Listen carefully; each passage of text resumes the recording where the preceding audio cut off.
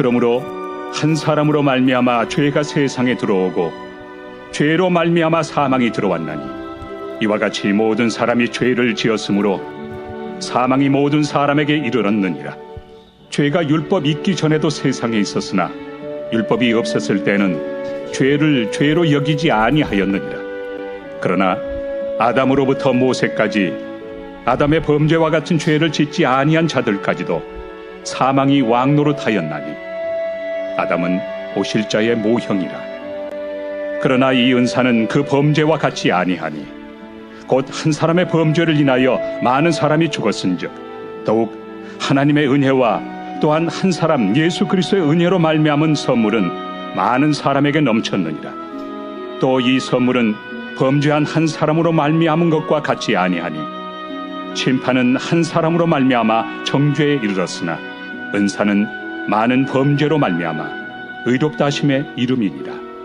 한 사람의 범죄로 말미암아 사망이 그 한 사람을 통하여 왕노릇하였음즉 더욱 은혜와 의의 선물을 넘치게 받는 자들은 한 분 예수 그리스도를 통하여 생명 안에서 왕노릇하리로다.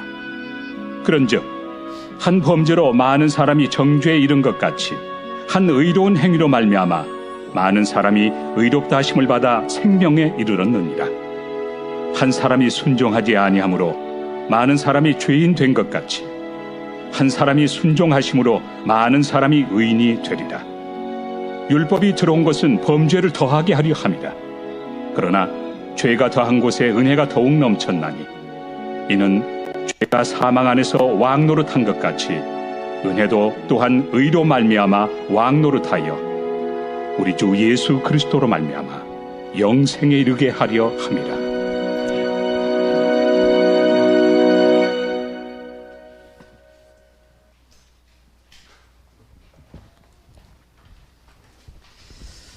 우리가 로마서 5장의 말씀을 지난 시간에 이어서 오늘 12절부터 21절까지 살펴볼 것입니다. 로마서의 주제는 무엇이죠? 믿음으로 말미암는 의입니다. 어떻게 죄인이 의롭게 될 수 있는가? 우리가 어떻게 구원을 받을 수 있는가? 이런 부분을 가지고 나누게 될 것입니다. 제가 로마서를 처음 시작할 때 한번 성도님들께 질문을 던진 적이 있었습니다. 한번 더 다시 한번 확인을 해보겠습니다. 구원을 받는 일에 있어서 내 행위로 받을 수 있다. 손 한번 들어보겠습니다. 괜찮습니다. 자기 그냥 생각 그대로 말씀하시면 됩니다. 내 행위로 구원받는다. 그러면 믿음과 행위로 구원받는다. 동열이가 번쩍 들었습니다. 오직 믿음으로 받는다. 감사합니다. 바울은 뭐라고 얘기했죠? 오직 믿음으로 말미암아 의에 이른다 그랬습니다. 오직 믿음으로 구원을 받습니다. 이것이 로마서 1장부터 5장까지의 내용이고 로마서 5장은 이 로마서의 백미예요. 아주 중요한 구원의 복음이 여기에 담겨져 있습니다. 오늘 살피게 될 로마서 5장 12절부터 21절은 그 중에서도 더 중요한 핵심이 담겨져 있습니다. 어떤 분이 이런 얘기 한 적이 있습니다. 저는 억울합니다. 왜 억울한가? 태어날 때부터 뭐라 그래요? 우리를? 죄인이래요. 죄인이래요. 우리 축복이 그런 얘기 많이 들었어요? 그죠? 교회 가면 목사님이 항상 뭐래요? 우리는 죄인이다. 아니 내가 선택도 하지 않았는데 벌써 죄인이래요. 억울합니까? 안 억울합니까? 솔직히.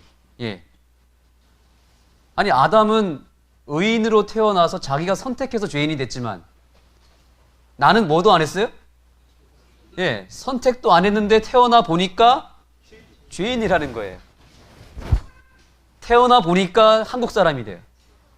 태어나 보니까 제주도 사람이 돼요. 저는 어렸을 때부터 항상 그 말이 제일 싫었습니다. 우리는 죄인이다. 목사님이 항상 얘기하는 게 우리는 죄인이기 때문에 죽어야 되고, 그런 나를 위해서 누가 돌아가셨다? 예수님이 돌아가셨대요. 내가 죄인이기 때문에. 와닿습니까? 안 와닿습니까? 와닿아요? 동열이? 네. 교회를 오래 다니다 보니까 이제 깨달았어요. 우리 영표는 와닿지 않는, 내가 왜 죄인이지? 영표가 얼마나 착합니까? 이렇게 안식일에 교회도 오고 봉사하고 다른 친구들보다 욕도 덜 하고. 예. 우리 영표는 정말 착합니다. 제가 봐도 너무 착해요. 순합니다. 예. 근데 교회만 가면 뭐라고 얘기해요? 죄인이라고 얘기합니다. 예. 내가 그렇게 죽을 죄를 진 것도 아닌데 나는 죽어 마땅한 죄인이다. 그래서 나를 위해서 예수님이 돌아가셨다는 겁니다. 이게 와닿지가 않는 거예요. 어렸을 때부터 저는 그 말을 듣고 자랐고, 드디어 삼육학교를 들어갔습니다. 천사들만 있는 학교인 줄 알았습니다. 그런데 어떻습니까? 집사님 어땠습니까? 예, 벌써 기숙사 얘기를 하는데, 저도 기숙사 살았는데 지옥이 따로 없습니다. 이 천사들만 있는 줄 알았더니 완전 교도소더라고요. 뭘 훔치고 때리고 거짓말하고, 이게 매일매일 일어나는 거예요. 양말 훔치는 건 기본이고요. 뭐 돈도 저도 많이 잃어버렸습니다. 다 장로님 자녀고 목사님 자녀들이 사는 곳인데, 이 범죄자 소굴이더라고요.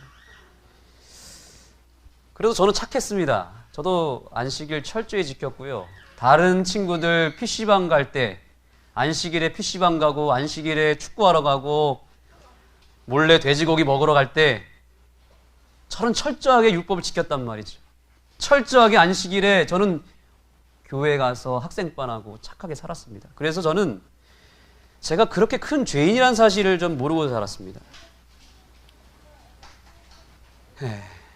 실수는 할 수 있어요. 가끔은. 그러나 죽을 죄는 지지 않았다고 저는 생각했어요. 그러니까 뭐가 필요 없어요? 내가 죄인이라는 생각은 안 되니까 누가 필요 없어요? 예, 예수님이 그닥 필요가 없는 것입니다. 그런데 로마서는 철저하게 우리에게 죄인이라는 사실을 먼저 알려줍니다. 그런데 문제는 뭐냐면, 내가 선택한 적도 없는데 왜 내가 죄인이 됐냐 이 말이죠. 그 문제를 풀어야 됩니다. 억울하죠? 예, 태어나자마자 죄인이니까 억울하잖아요. 내가 아담이었다면 나는 충분히 죄를 선택하지 않았을 것 같은데, 아담이 죄를 선택함으로 말미암아 내가 죄인이 됐단 말이죠. 하나님은 공평한 분이신가요? 공평하죠. 그러면 하나님이 이 문제 풀어주셔야 돼요? 안 풀어주셔야 돼요? 풀어주셔야 됩니다. 오늘 이걸 풀 겁니다. 이 억울함을 풀어야 됩니다. 그리고 내가 왜 죄인인지를 이제 깨달아야 됩니다. 자, 다시 정리해 보겠습니다. 누구 때문에 죄인이 됐죠, 내가? 사단 때문인가요? 아니에요. 사단이 나를 아무리 유혹해도 내가 그 유혹에 넘어가지만 않으면 나는 죄인이 되지 않습니다. 그런데 내가 죄인 된 건 누구 때문이에요? 예. 아담 때문에 내가 죄인이 된 것입니다. 그래서 아담에게서 문제가 생겼기 때문에 아담에 의해서 죄인이 생겼다. 근데 이것도 좀 이해가 안 되지 않습니까? 아니, 내 아버지가 죄를 범했으면, 내 아버지가 도둑질을 했으면 아버지만 죄를 범한 거지 왜 아들이 죄인이 되죠? 아버지는 아버지 죄잖아요. 그죠? 아버지가 도둑질하면 나는 도둑질한 게 아니잖아요. 그런데 성경은 뭐라고 얘기하냐면, 우리의 조상 아담이 죄를 범했는데 우리도 죄인이 됐다는 거죠. 예. 왜 이럴까요? 자, 성경에서 그 해답을 찾아보겠습니다. 먼저 우리 고린도 전서를 보겠습니다. 여러분 성경을 다 펴주시기 바랍니다. 고린도 전서 15장입니다. 15장 22절을 읽어주시죠. 아담 안에서 모든 사람이 죽은 것 같이 그리스도 안에서 모든 사람이 삶을 얻으리라. 아멘. 자, 아담 안에 몇 사람이 들어갔다고요? 믿은 사람만? 이스라엘 백성만 들어갔대요? 아니죠. 모든 사람. 이걸 두 자로 줄이면 뭐라 그래요? 인류라고 얘기합니다. 인류 전체가 다 어디 안에 들어갔다고요? 예, 어디 안에 들어갔다고요? 아담 안에 들어갔다는 겁니다. 아담 안에 들어갔는데, 근데 그 아담 안에 들어간 것으로 인해서 무엇을 받았대요? 아담 안에서 모든 사람이 뭐 했대요? 예, 죽게 됐다는 겁니다. 죽음을 얻게 되었다는 것입니다. 근데 여러분, 이 말씀은 굉장히 중요한 말씀이고 이건 성경의 명언입니다. 하나님께서 누구를 제일 먼저 만드셨냐면 아담이라고 하는 사람을 먼저 만드셨어요.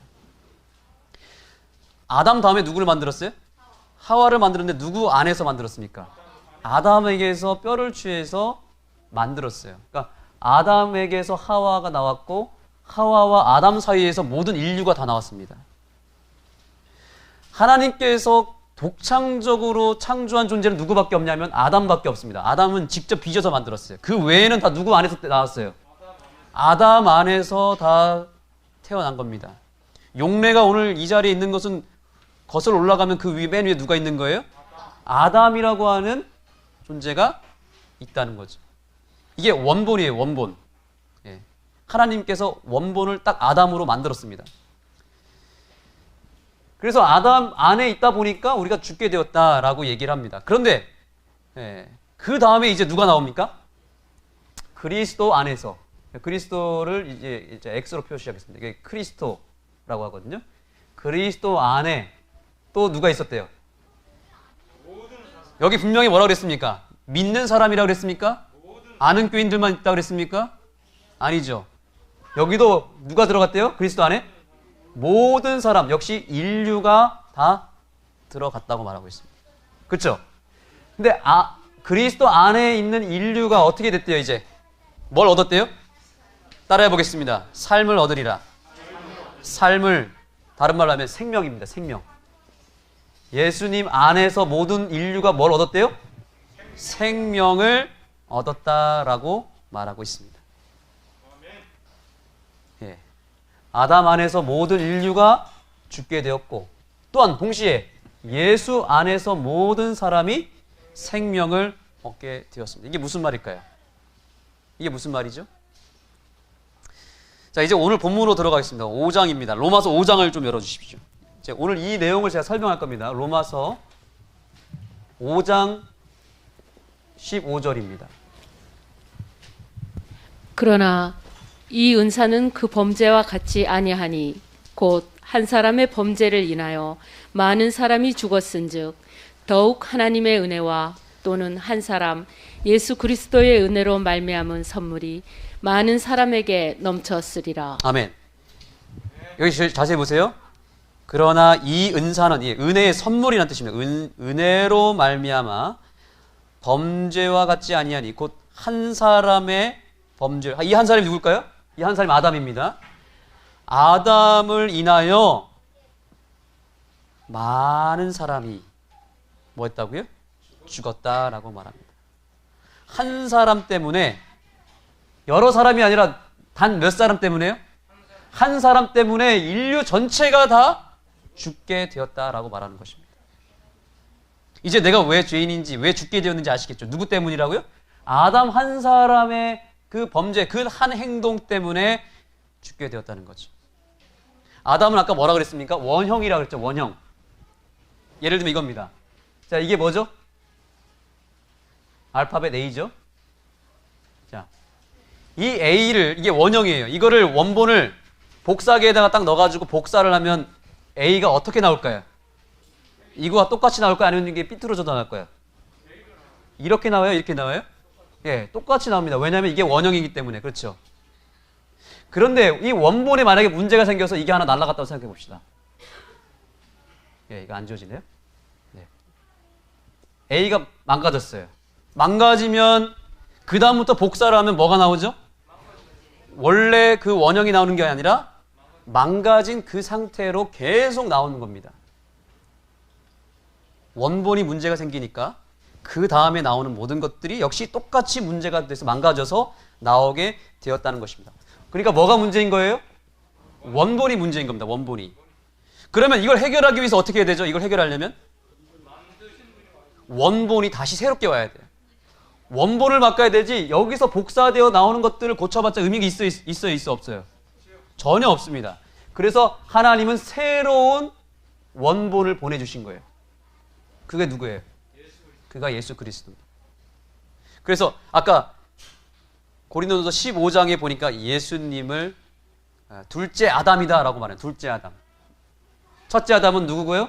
우리의 조상 죄인 아담이고요. 둘째 아담으로 새로운 아담, 새로운 원본을 우리에게 보내주셨다는 사실입니다. 조금 더 읽어보겠습니다. 이제 로마서 5장 18절입니다. 읽어주시죠. 그런즉 한 범죄로 많은 사람이 정죄에 이른 것 같이 의의 한 행동으로 말미암아 많은 사람이 의롭다 하심을 받아 생명에 이르렀느니라. 아멘. 그러니까 누구의 행동이 중요한 거예요?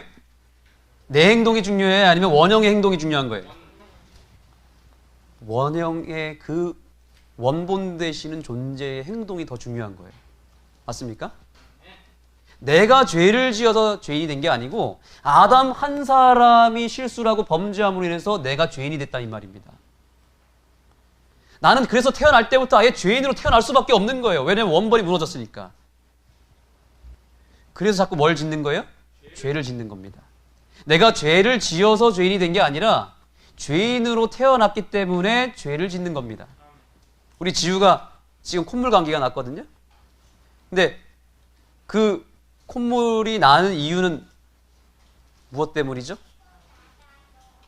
콧물이 났을 때 그 콧물이 나는 현상이 감기예요? 아니면 그 안에 더 큰 본질이 따로 있습니까? 예, 따로 있습니다. 콧물 감기를 걸렸다고 해서 그 콧물이 흘리는 건 증상일 뿐이지 실제로는 콧물이 나는 이유는 감기에 걸렸다는 것을 증거해 주는 거예요. 맞죠? 죄를 짓는 것은 현상입니다. 그래서 죄를 짓는 것은 내가 죄인인 것을 증명해 줄 뿐이에요. 그 죄 때문에 죄인이 된 게 아니고 내가 죄인이기 때문에 그걸 증거하는 것으로서 뭐가 나오는 거예요? 죄가 자꾸 나오는 겁니다.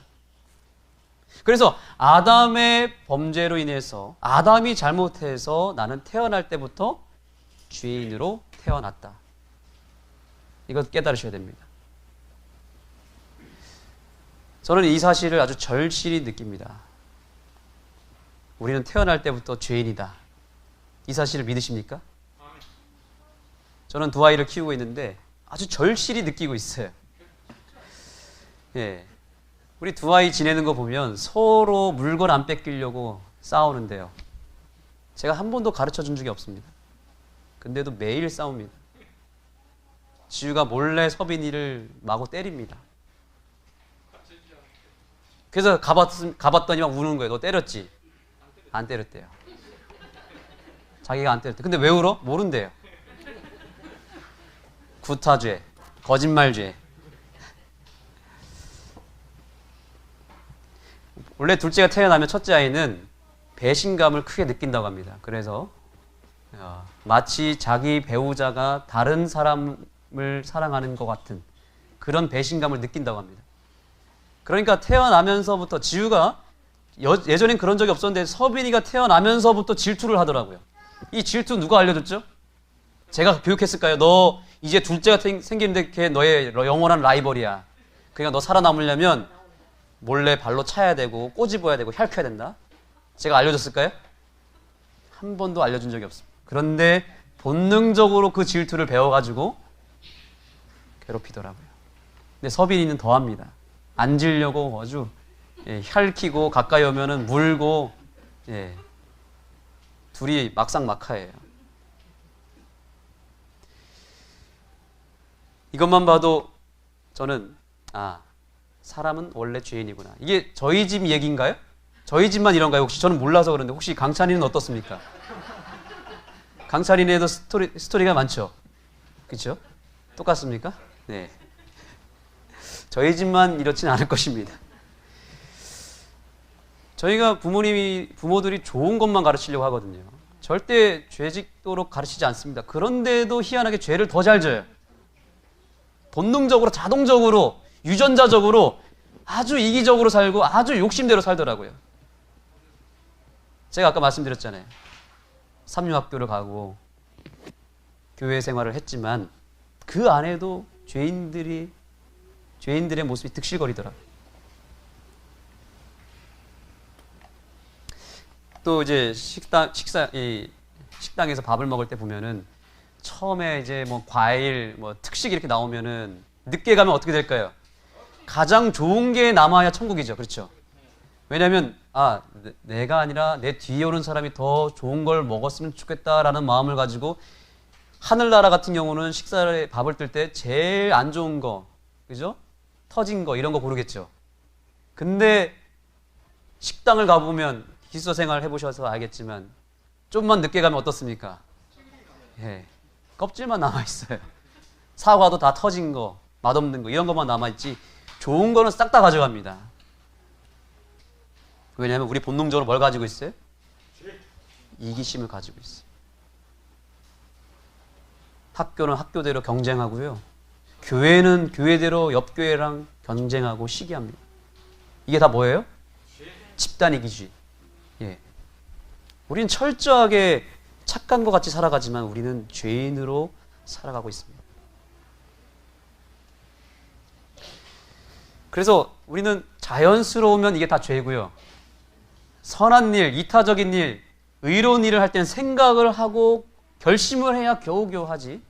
그냥 가만히 내버려두면 알아서 뭐 할 수밖에 없어요? 죄를 질 수밖에 없어요. 알고 봤더니 이게 누구 때문이래요? 근데 성경에서는? 아담 때문에 그렇게 태어났다라고 말하고 있습니다. 그런데 자세히 보십시오.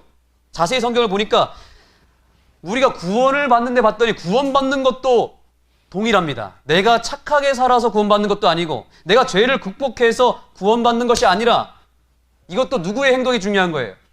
내 행동이 중요한 게 아니라 예수라고 하는 이분, 이 한 사람의 행동, 여기 분명히 얘기했습니다. 한 의의 한 행동으로 말미암아 많은 사람이 뭘 얻었대요? 의롭다 하심을 받고 영생을, 생명을 얻게 되었다라고 말하고 있는 것입니다.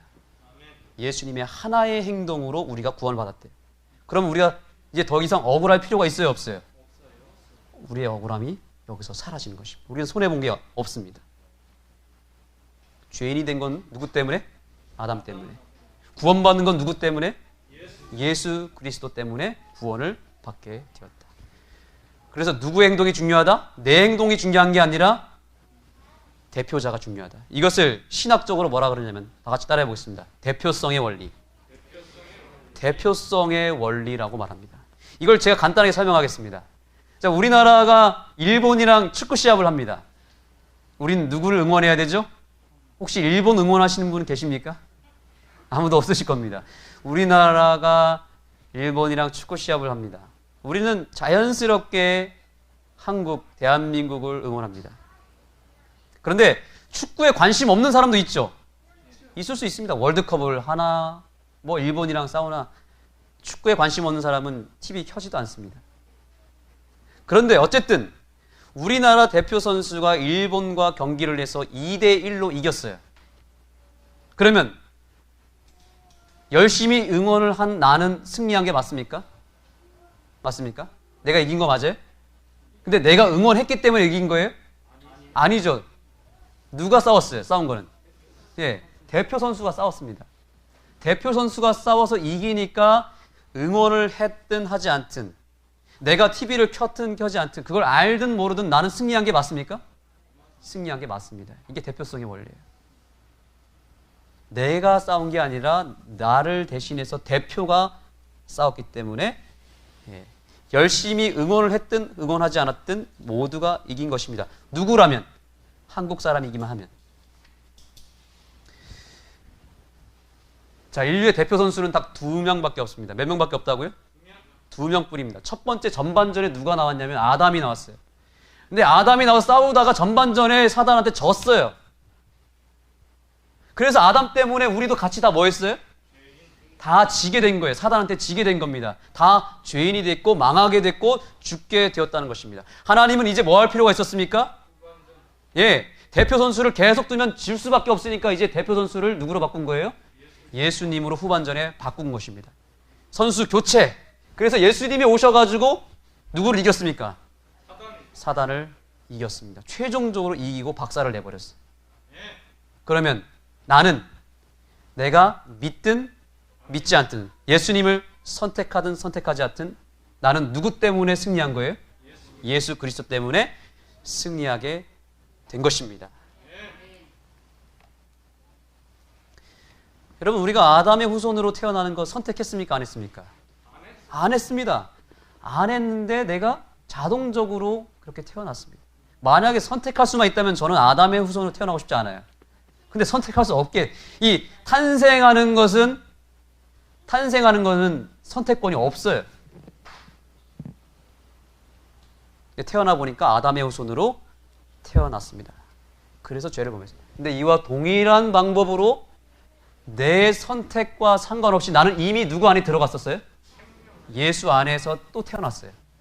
그래서 예수님 때문에 내 선택과 내 믿음과 상관없이 예수님 안에서 이미 나는 승리한 존재로 이 땅에 태어났다는 사실을 오늘 이 한시를 믿게 되기를 소망합니다. 자, 버스를 타고 가는데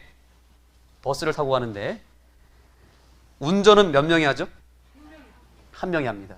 그런데 자, 우리 한 3년 전으로 돌아가 봅시다. 우리가 코로나 전에는 매년 봄, 가을에 버스를 대절해서 좋은데 여행 갔었죠. 기억나십니까? 예, 우리 빨리 그런 날이 왔으면 좋겠어요. 코로나만 좀 지나가면 한 내년쯤 됐을 때에는 우리가 봄에 버스를 대절해서 좋은데 한번 가시자고요. 좋겠죠, 그렇죠? 네, 꽃박람회 가야 됩니다.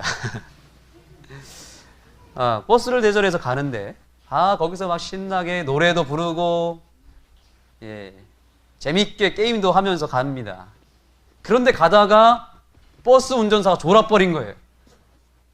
졸아가지고 이 버스가 전봇대에 들이받았습니다. 자, 누가 잘못했습니까? 버스 운전사 잘못했죠. 그러면 버스 운전사만 다쳐야 되죠. 그렇죠? 맞죠, 장로님? 버스 운전을 잘해야 되는데 잘못해서 졸아서 운전에 실수를 해서 사고가 났으면 버스 운전사만 다쳐야 되죠. 맞죠? 맞습니까? 버스 운전자만 다쳐야 되는 거 맞아요? 아닌 것 같은데. 버스 운전자만 다쳐야 되는데 다치는 거는 다 같이 다칩니다. 아니, 나는 졸지도 않았고 나는 눈 번쩍 뜨고 나는 재밌게 지내고 있었는데 왜 내가 잘못도 안 했는데 왜 같이 다쳐야 되죠? 버스 운전사만 다쳐야죠. 근데 왜 다칩니까? 내가 어디 안에 있었으니까. 버스 안에 있었기 때문에 다 다친 겁니다. 그래서 우리는 버스 승객이고 버스 운전자는 누구예요? 아담인 것입니다. 그래서 우리가 이때 다 탔어요. 우리가 이때 아담 안에 다 탔었어요. 근데 아담 때문에 아담이 사고를 내는 바람에 우리도 다 죄인이 된 것입니다. 그래서 이 문제를 해결하기 위해서 하나님 운전자를 바꿨고 우리를 다시 회복하기 위해서, 다시 구원하기 위해서 운전수가 바뀌었는데 예수님으로 바뀌었고 우리가 역시 이때 다 들어갔을까요? 예수님이 2000년 전에 이 땅에 오셨고 사셨고 십자가에 달려 돌아가셨습니다. 그때 여러분들이 믿든 안 믿든 예수님의 마음속에 저와 여러분이 다 있었을까요? 그때 다 있었어요. 예수님이 십자가에 달려 돌아가셨습니다. 인류의 모든 죄가 예수님에게 들어갔습니다. 예수님이 십자가에 달려 돌아가셨을 때 우리가 그 안에 있었을까요? 그때 우리가 그 안에 있었어요. 그분과 함께 죽었고 그분과 함께 다시 살았습니다.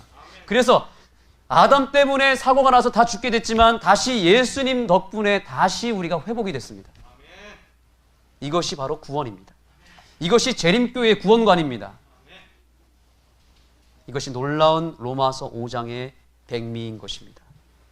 자, 그런데 제가 오늘 더 중요한 얘기를 이왕 이 대표성의 원리를 설명하는데 한 가지 더 중요한 사실을 알려드리겠습니다. 히브리서 7장을 여시겠습니다. 히브리서 7장을 다 펴주시죠.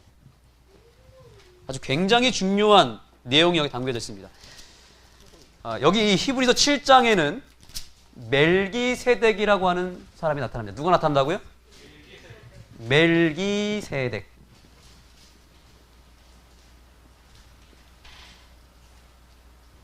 이야기가 나옵니다.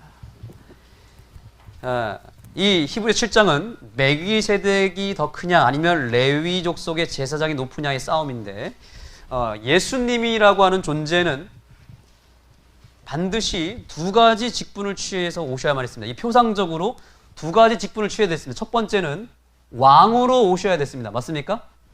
왕으로 오셔야 됐고 동시에 제사장으로 오셔야 했습니다. 그래야 우리의 죄를 가지고 중보할 수 있지 않겠습니까? 그런데 이 성경에 나오는 직분 가운데 선지자는 혈통과 상관없이 아무나 될 수 있었습니다. 그런데 두 직분만큼은 반드시 그 혈통을 통해서만 왔어야 했습니다. 왕은 어떤 혈통으로 와야 됐냐면 다윗의 자손. 다윗은 어느 혈통이죠? 거슬러 올라가면? 아니요. 너무 올라갔어요. 좀만 내려오세요.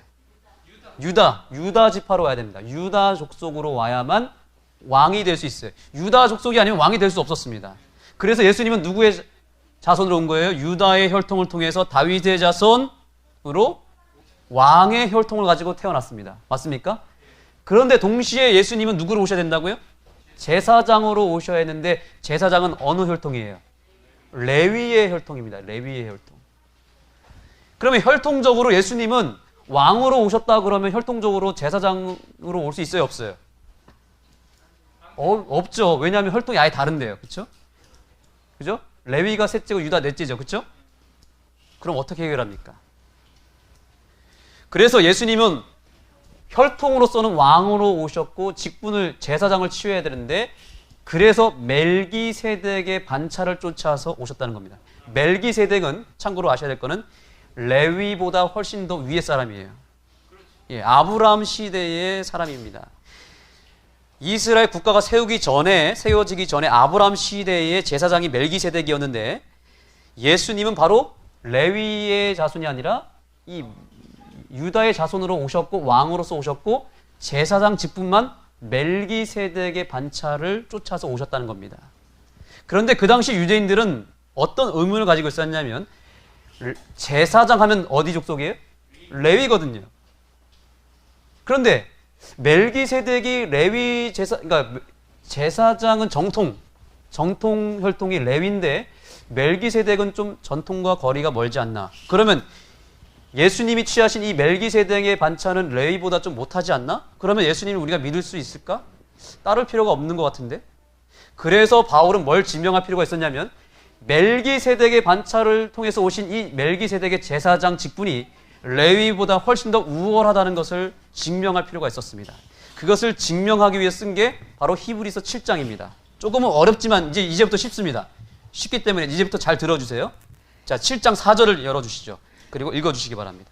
이 사람의 어떻게 높은 것을 생각하라. 조상 아브라함이 노략물 중 좋은 것으로 10분의 1을 저에게 주었느니라. 여기 이 사람이 누구냐면 바로 멜기세덱인데 이 멜기세덱에게 아브라함이 뭘 바쳤대요? 11조를 바쳤습니다. 오늘날 11조는 누가 받습니까? 아니, 오늘날. 예. 오늘날 11조는 저 같은 목회자들이 받아서 그걸 가지고 삶을 살아가고 있습니다. 그런데 아브라함이 11조를 누구한테 바쳤어요? 멜기세덱한테 바쳤으니까 멜기세덱은 무엇을 가지고 있었던 거예요? 제사장이었다는 증거입니다. 맞습니까? 제사장이었습니다. 자, 그런데 그 다음 성경절 보겠습니다. 히브리서 7장 5절입니다. 여기 아주 중요하니까 여기서부터 잘 보세요. 레위의 아들들 가운데 제사장의 직분을 받는 자들이 율법을 쫓아 아브라함의 허리에서 난 자라도 자기 형제인 백성에게서 10분의 1을 취하라는 명령을 가졌으나. 예, 감사합니다. 이스라엘 백성들이 10분의 1을 레위 족속한테 바쳤습니다. 왜 그렇습니까? 그들은 제사장이었고 성소 봉사를 하는 백성이었기 때문에 하나님을 위한 봉사를 더 잘하라고 더욱 전념하라고 하면서 그들에게 모든 11지파 백성들이 레위 족속에게 10분의 1을 갖다 줬다는 말입니다. 그래서 같은 형제를 할지라도 레위 족속한테는 10분의 1을 다 갖다 줬습니다. 지금 여러분들이 11조를 교회에 드리는 것처럼 말입니다.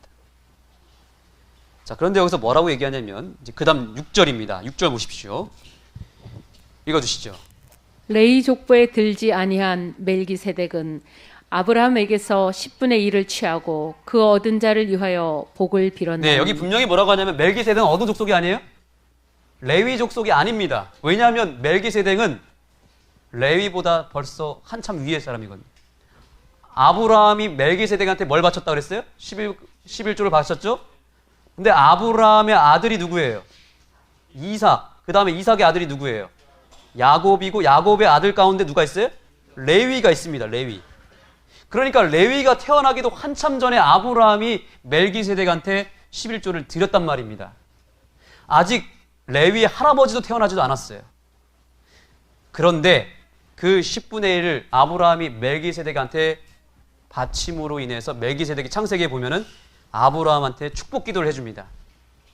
근데 축복을 베푸는 사람이 커요? 축복을 받는 사람이 커요? 예, 베푸는 사람이 더 높죠. 예, 그래서 성경은 이렇게 말합니다. 7장 7절입니다. 페일런하고 낮은 자가 높은 자에게 복임을 받느니라. 복을 받는다 그랬죠. 그러니까 이 현상을 가지고 아브라함이 11조를 바쳤고 멜기세덱한테 축복 기도를 받음으로 인해서 누가 더 크다는 걸 여기서 말하고 주고 있습니다. 멜기세덱이 커요? 아브라함이 커요? 멜기세덱이 더 크죠. 그런데 여기서 정말 중요한 게 또 나옵니다. 자, 9절 10절입니다. 여기 잘 보세요. 또한 예, 읽어주시죠. 또한 10분의 1을 받은 레위도 아브라함으로 말미암아 10분의 1을 바쳤다 할 수 있나니. 아멘. 자, 여기 보세요. 10분의 1을 받은 레위도 누구로 말미암아요? 아브라함으로 말미암아 10분의 1을 누구한테 바쳤다고요? 멜기세덱한테 바친 게 됐다는 겁니다. 이게 말이 됩니까? 레위가 있었어요, 없었어요? 없었잖아요.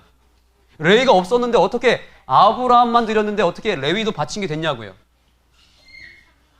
그 이유가, 그 비밀이 바로 그 다음 10절에 나타납니다. 이 10절은 다 같이 읽겠습니다. 이는 시작. 이는 멜기세덱이 아브라함을 만날 때 레위는 아직 자기 조상의 허리에 있었음이니라. 아멘. 따라해 보겠습니다.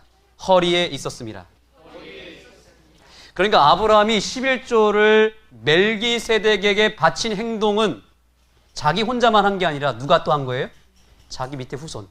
심지어 누구요? 4대 후손인 레위도 같이 누구로 말미암아? 아브라함으로 말미암아 그 11조를 바친 행위가 되었다라고 말하고 있는 것입니다. 그러니 레위 제사장직이 더 커요? 멜기세덱 제사장이 더 커요?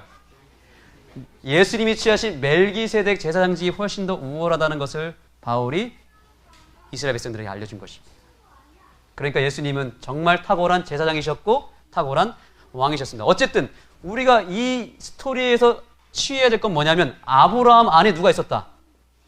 레위가 있었다는 것입니다. 그래서 레위가 태어나지도 않았지만 아브라함의 행위를 통해서 아브라함으로 말미암아, 이 단어가 중요합니다. 아브라함으로, 따라해 보겠습니다. 아브라함으로 말미암아. 예, 아브라함으로 말미암아 레위가 아브라함의 행동을 똑같이 하게 되었다는 것입니다. 이것이 바로 우리 재림교회의 구원 사상입니다. 여기 보십시오. 아담이 선악과를 따먹었습니다. 아담 혼자 따먹었을까요? 아니요. 우리가 이때 이 안에 있었고 우리도 뭐 한 거예요? 누구로 말미암아? 아브라함으로 말미암아 우리도 선악과를 따먹은 게 되었다는 것입니다. 아담으로 말미암아 그래서 죽게 된 것입니다. 마찬가지로 동일한 원리로 이제는 누구로 말미암아? 예수 그리스도로 말미암아 우리가 생명을 얻게 된 것입니다. 예수님이 이 땅에 오셔서 우리를 구원하기 위해서 단 한 번도 죄를 범하지 않았습니다. 한 번도 생각으로나 말로나 한 번도 죄를 범한 적이 없습니다. 만약에 생각으로도 죄를 범했다면 예수님은 우리를 구원할 수 없게 되었을 것입니다. 우리를 영원히 잃어버린 바 될 수밖에 없었지만 예수님이 완벽하게 죄를 이기셨고 십자가에서 달려 돌아가심으로 인해서 예수님은 우리를 구원했습니다. 예수님은 철저하게 이타적으로 사셨고요. 예수님은 말씀을 다 말씀대로 다 사셨습니다. 그럼 우리도 우리도 그때 있었기 때문에, 우리도 그 예수 안에 있었기 때문에 예수로 말미암아 우리도 무슨 삶을 살 수 있어요? 나는 여전히 죄인이지만 예수 안에 있었기 때문에 예수님의 그 무흠한 삶을 통해서 우리도 뭐 할 수 있어요? 예수님의 완전한 삶을 오늘 이 시간에 경험할 수 있다는 것이 바로 우리가 취할 수 있는 복음인 것입니다. 이 단어가 정말 중요합니다. 예수로 말미암아. 예수로 말미암아 우리도 십자가에서 다 죽었습니다. 예수님 혼자 죽으신 게 아닙니다. 그때 모든 인류가 함께 죽었습니다. 우리의 모든 죄가 함께 그때 죽었습니다. 여러분, 구약에서 제사를 드릴 때 죄인이 양의 어디에다가 안수했습니까? 머리에다 안수했습니다. 몸통에다 해도 되고 다리에다 해도 되고 꼬리에다가 해도 되잖아요. 근데 왜 머리에다 해야 됐죠? 왜 그렇습니까? 왜 머리에다 해야 돼요? 머리는 죄가 시작되는 곳이에요. 다 죄는 머리에서 시작됩니다. 내 손이 죄를 범하는 것 같지만 이건 현상이고 어디서 출발한다고요? 머리에서 출발하는 게 죄예요. 그래서 죄를 전가하기 위해서 머리에다 안수를 했던 것입니다. 예수님께서 십자가에 달려 돌아가셨을 때에 한 번도 죄를 경험한 적이 없고 한 번도 하나님과 분리된 적이 없던 예수님의 머릿속에, 그분의 마음속에 저와 여러분의 죄가 그때 다 들어갔습니다. 아담으로부터 시작해서 아직 태어나지도 않았지만 이 땅에 살아갈 모든 인류의 죄를 다 끌어모아서 아담의 머리 가운데 그 깨끗하고 무흠한 그분의 백지와 같은 머릿속에 모든 인류의 죄가, 그 더러운 죄가 다 쏟아져 들어갔습니다. 우리가 TV에서 징그러운 장면, 무서운 장면 나면 다 화면을 돌려버리죠. 그렇죠? 고통스러운 장면 보면 우리가 안 보고 싶어 하죠. 근데 예수님은 십자가상에서 인류의 그 모든 더럽고 추악하고 고통스러운 모든 것들이 그분의 뇌에 다 들어갔습니다. 근데 그 죄를 누가 집어넣었을까요? 우리가 집어넣었을까요? 누가 옮겼죠? 우리 아버지 하나님이 그때 다 옮겼습니다. 다 옮겨서 예수님을 죽인 장본인도 우리가 아닙니다. 아버지 하나님이 직접 죽이셨습니다. 누구를 살리기 위해서? 우리를 살리기 위해서. 그 죄를 끝내기 위해서 예수님에게 죄를 다 집어넣고 다 들어간 그 죄가 돼버린 예수님을 예수님 아버지 하나님이 직접 죽이셨습니다. 그래서 우리가 그때 함께 죽었던 것입니다. 함께 죽어서 우리가 살게 되었다는 것입니다. 우리가 오늘 받은 구원은 바로 이렇게 주어진 것입니다. 우리의 행위로 주어진 것이 아니라 우리 주님의 한 행동으로 인하여 우리가 구원받게 되었음을 믿으시기 바랍니다. 우리가 지난주에 한 영상을 봤습니다. 두 가지 영상을 봤습니다. 우리 집사람이 그 영상을 보고 나서 이렇게 얘기하더라고요. 그거 실제로 일어난 일 아니지? 그러더라고요. 맞아요. 실제로 일어난 일 아니에요. 그거 영화입니다. 그런데 꼭 기억하셔야 될 것은 뭐냐면 예수님께서 2000년 전에 이 땅에서 죽으신 그 사건은 영화가 아니에요. 실화입니다. 절대로 흔들리시면 안 됩니다. 우리가 여기 횡성의 루지 체험장 혹시 가보셨습니까? 루지를 혹시 타보셨습니까? 그게 이제 언덕에서 조그마한 차를 타고 내려가면 엄청나게 빨리 내려갑니다. 엄청나게 바람을 받게 되고요. 무섭게 내려갑니다. 근데 제가 최근에도 원주공항에서 비행기를 한번 타봤거든요. 비행기는 딱 올라가면은 바람도 안 느껴지고 천천히 가는 것 같아요. 근데 루지가 빠를까요? 아니면 비행기가 빠를까요? 비행기가 훨씬 빠르요. 근데 느낌은, 내 감정은 루지가 훨씬 빠른 것 같아요. 왜냐하면 루지는 바람이 뭐 장난 아니에요. 근데 실제 속도는 30km밖에 안 되거든요. 그런데도 엄청 느껴지는 게 뭐냐면 내가 체감하는 건 엄청 빨라요. 근데 비행기 안에 있으면 이게 가는 건지 마는 건지 공중에 떠 있으면요, 이게 그냥 그 자리에 있는 것 같아요. 제가 왜 이 얘기를 할까요? 하나님은 우리의 구원을 우리의 감정에다가 박아놓지 않았습니다. 우리의 감정은 자꾸 바뀌거든요. 내가 성경 열심히 읽고 말씀 외우고 교회 열심히 다니고 헌금 잘 내고 내가 아침 예배 똑바로 드리면 구원받은 것 같죠? 내 감정에 의해서. 그렇죠? 근데 내가 넘어졌을 때, 내가 좀 실수했을 때, 내 삶이 조금 무너졌을 때, 그때는 내 감정이 뭐 한 것 같아요? 구원받지 않은 것 같아요. 그래서 하나님은 우리의 감정, 우리의 흔들리고 변덕이 심한 우리의 감정에다가 구원을 집어넣지 않았습니다. 어디다 세웠습니까? 구원을 우리 밖에다가 세워놨어요. 2000년 전에 확실한 역사의 순간 가운데 그 실제 사건을 통해서 아예 구원 사역을 이뤄 놓으셨습니다. 우리가 6.25 전쟁 때 메가더 장군이 실제로 인천 상륙을 한 거 믿습니까? 그거 실화예요, 영화예요? 실화잖아요. 그 실화가 있었기 때문에 오늘날 우리가 자유 대한민국에 살고 있지 않습니까? 만약에 그 실화가 없었다면 우리 지금 공산 국가가 됐을 것입니다. 그런데 메가더 장군이 실제로 존재했고 그분이 실제로 인천에 들어가서 상륙작전을 펼쳤기 때문에 지금 우리가 자유 대한민국이 되었던 것처럼 예수님의 십자가 사건은 우리가 보지 않았다고 할지라도 그냥 이것이 영화가 아니라 동화가 아니라 2000년 전에 확실하게 역사의 한복판에 오셔서 이루시고 실제로 죄를 끝내신 사건이 우리의 십자가라는 사실을 기억하시기 바랍니다. 구원을 거기서 잡아야 돼요. 내 감정에 의해서 흔들리지 마십시오. 역사의 한복판에 세워진 그 십자가를 붙잡고 흔들리지 않는 구원과 흔들리지 않은 생명을 오늘 받게 되기를 간절히 소망합니다. 내 행위가 아니라 누구의 행위요? 예수 그리스도의 행위로 말미암아 내가 구원받았음을 믿고 오늘 주님 앞에 감사하는 시간이 되었으면 좋겠습니다. 날 구원하신 주 감사, 우리 참여합니다.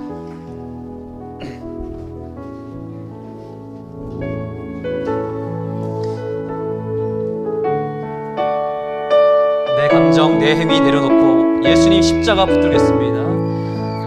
날 구원하신 주 감사, 모든 것 주신 감사, 지난 추억이 내 감사, 주 내 곁에 계시네. 향기로운 봄철엔 감사, 외로운 가을 날 감사, 사라진 눈물도 감사,